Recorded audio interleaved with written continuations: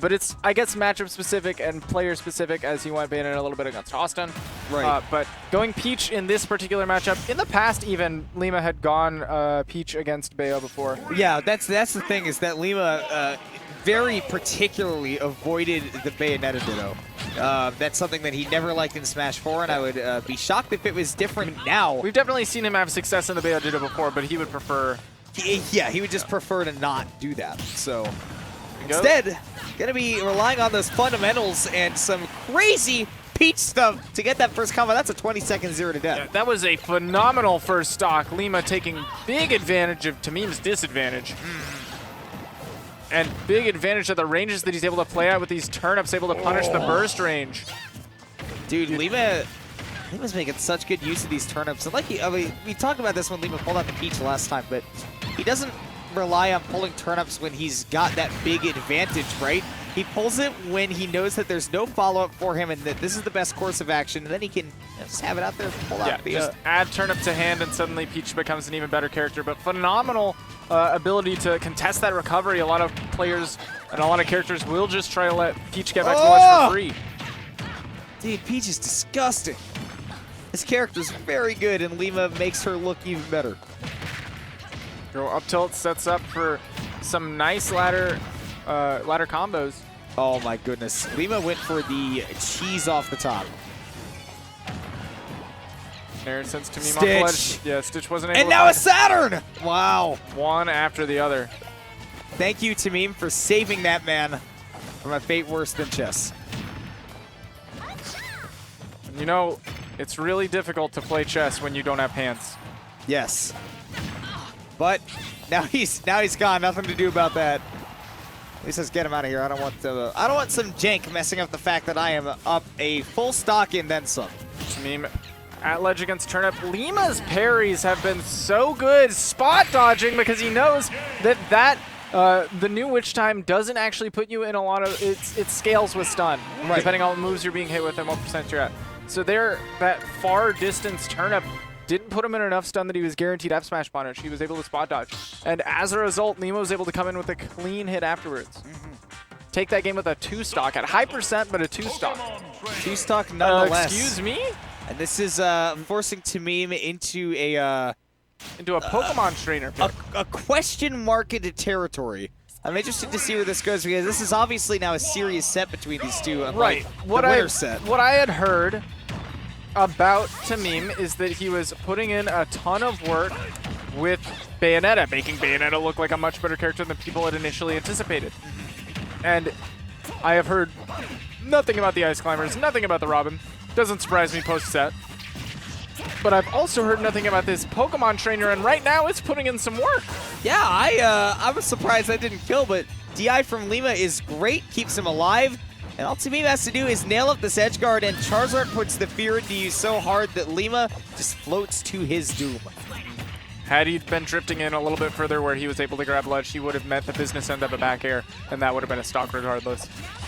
I like that Tamim did that jump right there above the ledge, specifically that with the Squirtle, because that threatens that the withdraw could be coming. That makes Lima back off from the ledge and lets him get up for free. There we go. Forward throw to set Charizard back at the ledge. Being a heavy, you don't have the best of ledge options as a Zard. Nice. However, punish game from Charizard actually still somewhat intact from Smash 4, and that's a pretty terrifying punish game, if I do say so, because right now all he needs is a back air, but this time Lima not getting scared, knows that he's looking for that and is able to capitalize. Tamim trying to cover mostly low as opposed to the high with that position where he's holding ledge and trying to get an aerial afterwards. All right, using the return to break out of the combo and to surprise Lima with that back air from the Zard. But Tamim's Zard has been the star of the show. Oh yeah, character that he's probably more familiar with than the other two. If I'm not mistaken, the Stake did begin his career in Smash 4. I could be wrong about that. Yeah, I have no idea. Wow, Lima. To my knowledge, it's been ZSS into Bayonetta, but I could be wrong. So Tamim has been giving into the I want to kill my opponent and I have Flare Blitz as an option, but it hasn't been totally destroying him so far, and in fact has netted him a stock. Go Lima at 0%. Oh, lagless back throw still. Wow, Great fair DI. cross stage is not going to do it. Sticking with the Charizard, he wants that heavy weight. He caught the Stitch with the neutral air. Not going to get anything off of it, but just the fact that he didn't die outright is impressive enough, isn't it? That Untechable. Oh. And is anyone surprised? That move's so potent, hitting a Charizard at 170%. I don't care how fat you are, you're flying fast and out of there. Some situations where I guess it disincentivizes edge guarding. Sometimes you gotta be scared of it, man. Lima. Ivysaur, a character that can absolutely contest the recovery of Peach. Those big trunks change the future hitboxes on the up air and down air. I would not be surprised to see this game end on the Ivysaur.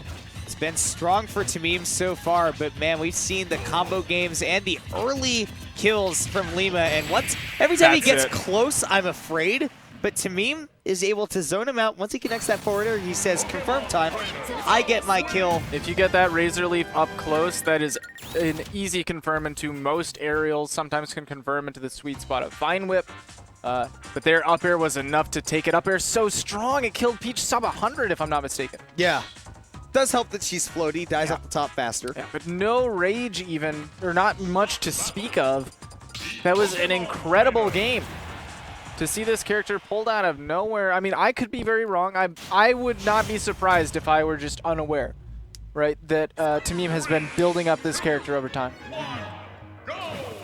And if it's been in secret, it's been well guarded, and I think for most people this might be, you know, unless you watch the streams or something, like, yeah, if you know, this is the first time that you're getting a look at this. What consistency with the parries Lima's had. The defense from him has been so solid throughout this whole set, and it really, really paid off against the Bayonetta because her buttons are so committal. But now that he switched off to a character like the Squirtle, like the Ivysaur, where he could take his time and use faster options, he can get crazy stuff like this going. Bear just eviscerated the turnip. It's funny, I think that it would like make it bigger. Ooh, once again, giving into that I want to kill you button.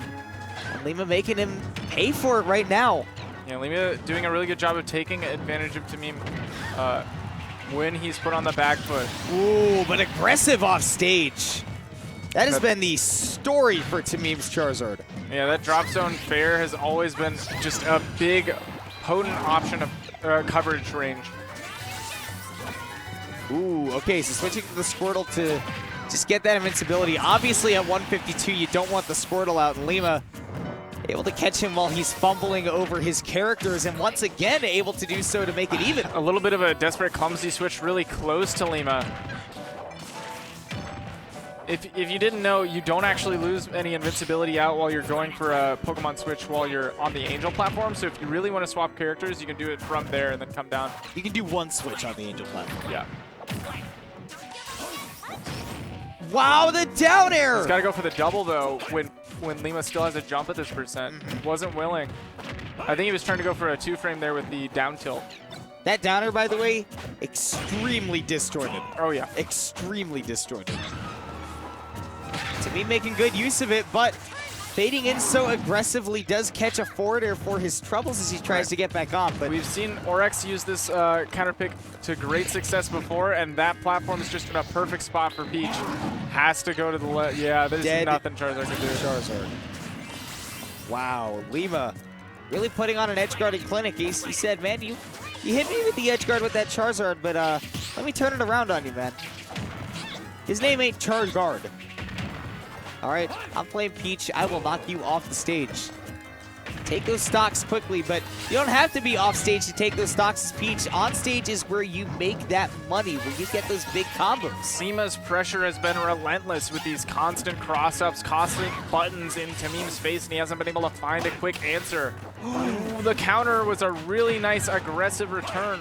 Dude, welcome to the world of Spores. Toad countering that up air from Ivysaur, and tamim is fighting to try to find the stock. I mean, at this point, I personally would be getting desperate. A Peach at 150, and I'm going, man, something's got to give. Up throw will make it give. For sure, that move is so strong. Or are we going to see a swap to Squirtle, or are we going to stick out the rest? It looks like we're going to stick out the rest of this game with the Charizard at these high percents, not willing. to cycle through. Looks like maybe not thinking Ivysaur is the one to go for it. I know that this last game, Charizard has kind of been the star of the show. Worked out very well for Tamim so far, and he can build up damage quickly. He doesn't want to play that long game. He wants to get those percentages up. He wants to get that stock taken before Lima can build it up anymore. I wonder if up smash out of shield can punish the aerials that Lima's been going for. Maybe punish cross-ups. Down throw, no back throw. Tries to set up on this platform. Love the idea, but getting too aggressive up in Lima's face. Ooh, that Flare Blitz could have spelled doom, but Lima not able to float there. Had turnip in hand, wasn't able to meet him with an aerial. 85% going so deep, Timmy. Going so deep, and he... so deep. Oh! Too deep. He could have used his second double jump to retreat back and gone for the recovery. But he reset. wanted to... He desperately wanted to end that one. And Lima pulling an Oryx, actually. Just floating on the other side. Floating and almost saying, in the blast oh, zone. he came towards me? I will simply retreat. Yeah. It's a game of risk that worked out for Lima. And after dropping that game 3 with the Pokemon trainer, Tamim says, all right, I'm going to go back to the tried and true. Tamim's thinking, if I was Bayo and I overextended there, I could have made it back. Yeah, so he's like, man, I've had a couple of actually pretty good edge guards against Lima with the Peach so far. So how about I see if I can actually pull that off with the Bayo here on Yoshi's story, which I feel like, man, such a good stage. Down tilt punishes heel slide. That is big in the matchup. That is I don't know if that was like a true frame punish or if Lima just read it Tamim not going for a defensive option afterwards. But down tilt punishing heel slide is big. And I mean, anything that can get through a Bayonetta side B of any capacity is actually massive. And the move has to be pretty massive, honestly. The counter hit!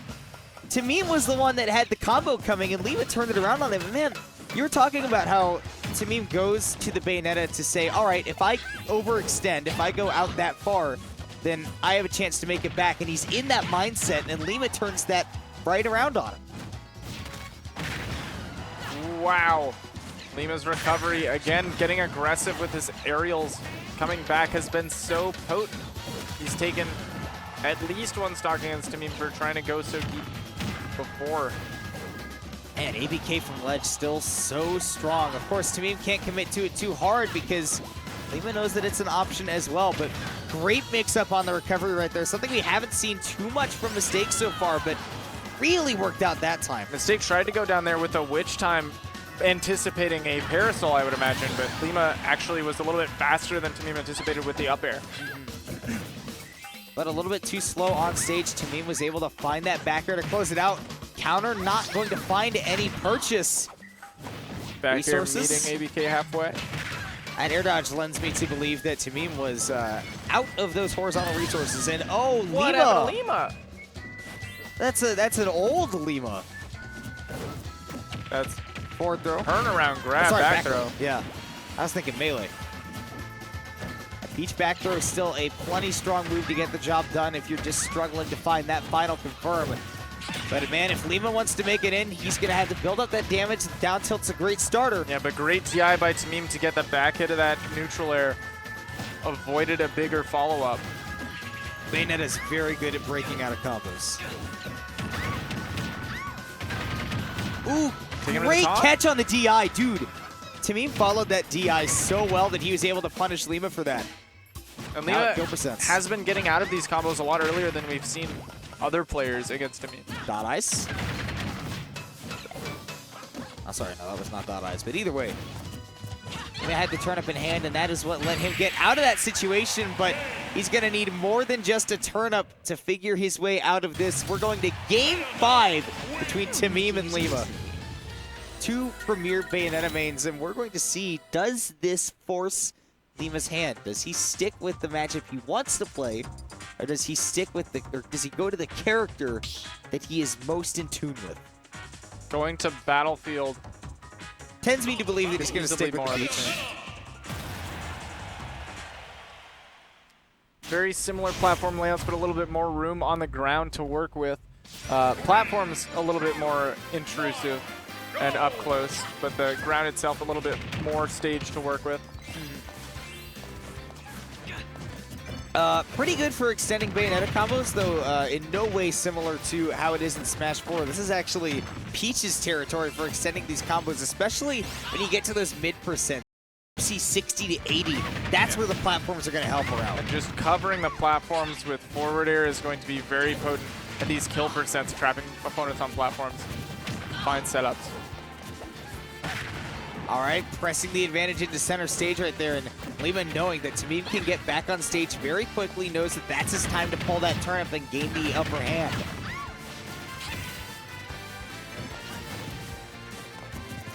All right, back to the top platform. Very good position for Bayonetta to be. If somebody tries to approach you too hard up there, you can pull out that witch time, but the witch time comes out a little bit too early there. Tamim almost eats a full hardy up smash. Double afterburner kick takes a lot of stage for Tamim. But wow! Not the best DI. Saturn's gone too. All right, Lima pressuring those platforms. He says, Tamim, if you run away there, I have plenty of tools to pressure this, using the up air extensively. Back air eventually takes that stock, only 42% built up. That's a Bayonetta combo away from evening this up. And I think that that's a certainly a possibility, because Tamim has done a very good job of reading Lima's platform movement in this set thus far. We especially saw that on the game on Yoshi's Island. But he's got to find the starter. Here he finally does get that heel slide to connect. And like he said, a one big combo for 60%.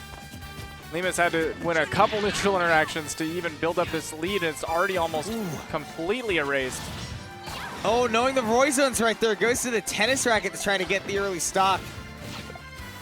And here come the turnips, but this time Tamim able to mix up the recoveries, but got too antsy to get back on. Lima's going to follow it up. Lima has been incredible at sniping out Tamim's defensive options. Pokemon Trainer consistently waited for the Pokemon switch. Here we go, not waiting out this counter in particular, or Yo, we saw Lima low profile as Tamim was coming off of the platforms to try to not get clipped by a backer or any sort of kill move. Ended up committing to an option after that anyway, so he got punished for it. But man, we're on Game 5 last stock between Tamim and Lima. You know, Lima, the one that is sitting here and saying, I want to get into Grand Finals. I want my shot at Austin to take my first ultimate Shockwave. Whereas Tamim wants that too, but he's out of state. He's out of country. This is a guy that comes into this place and says, I want to take some names. There's Lima, there's Austin. I want to show that I'm the best Bayonetta out there. And right now, got a great opportunity to do it. Witch time is staled, so he doesn't get too much off of it. But forward air off the top! Tamim is going to finish it against Lima with an explosive combo and go into Grand Finals. And that's really exciting, because as much as you want to see the run back where Austin had just the incredible reversal at the end of the Game 5, it is very nice to see the it's really nice to see Tamim actually have his ability to go up against Austin, where he didn't get the opportunity to winners. They didn't run into each other. Yeah. It's always nice to see Austin up against these out-of-state players, because you don't always get that kind of talent. He can't travel that much. Yeah. But so real quick.